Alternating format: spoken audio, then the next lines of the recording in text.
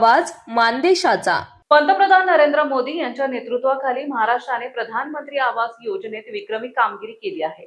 एका वर्षात तब्बल 5 लाख घरे पूर्ण करून लाभार्थ्यांना चाव्यांचे वितरण करण्यात आले आहे।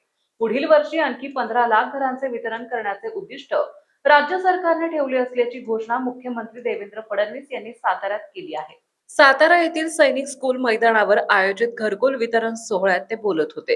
केंद्रीय ग्रामविकास मंत्री शिवराज सिंह चौहान, ग्रामविकास मंत्री जयकुमार गोरे, सार्वजनिक बांधकाम मंत्री शिवेंद्रसिंह राजे भोसले, खासदार उदयनराजे भोसले, माजी खासदार रणजितसिंह नाईक निंबाळकर, भाजपचे जिल्हाध्यक्ष डॉक्टर अतुल भोसले, कराड उत्तरचे आमदार मनोज घोरपडे, कोरेगावचे आमदार महेश शिंदे, सातारा जिल्हा परिषदेच्या अध्यक्षा प्रियाताई शिंदे, उपाध्यक्ष राजू भोसले, ग्रामविकास विभागाचे अप्पर सचिव चंद्रकांत कुलकुंडवार, जिल्हा परिषदेच्या मुख्य कार्यकारी अधिकारी याशिनी नागराजन यांच्यासह विविध मान्यवर उपस्थित होते। मुख्यमंत्री फडणवीस यावेळी म्हणाले, 2016 ते 2022 या कालावधीत केंद्र सरकारच्या माध्यमातून राज्याला 12,90,000 घरांचे उद्दिष्ट मिळाले होते।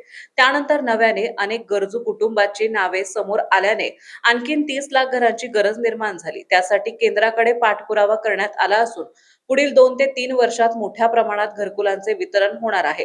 राज्य सरकारकडून प्रत्येक घरकुलासाठी अतिरिक्त 50,000 रुपयांची मदत दिली जात असल्याचं त्यांनी सांगितलं। तसेच प्रधानमंत्री आवास योजनेअंतर्गत घर मिळालेल्या लाभार्थ्यांना सौर ऊर्जेसाठी अनुदान देऊन आयुष्यभर मोफत वीज उपलब्ध करून देण्याचा निर्णय घेतल्याचंही त्यांनी स्पष्ट केलंय। शेतकरी प्रश्नांवर बोलताना मुख्यमंत्री म्हणाले, कांदा उत्पादक शेतकरी अडचणीत असून केंद्र सरकारच्या सहकार्याने त्यांना दिलासा देण्यासाठी उपाययोजना सुरू आहेत। साखर उद्योग आणि ऊस उत्पादक शेतकऱ्यांच्या समस्या बाबतीतही केंद्रीय स्तरावर बैठक घेऊन निर्णय करण्यात येईल असे त्यांनी सांगितले। राज्य सरकार शेतकऱ्यांच्या कर्जमाफीसाठी सकारात्मक असून 30 जून पूर्व कर्जमाफी जाहीर करण्याची तयारी सुरू असल्याचंही त्यांनी स्पष्ट केलंय। नियमित कर्जफेड करणाऱ्या शेतकऱ्यांना प्रोत्साहनपर रक्कम देण्याचीही निर्णय सरकार घेणार असल्याचं त्यांनी सांगितलंय।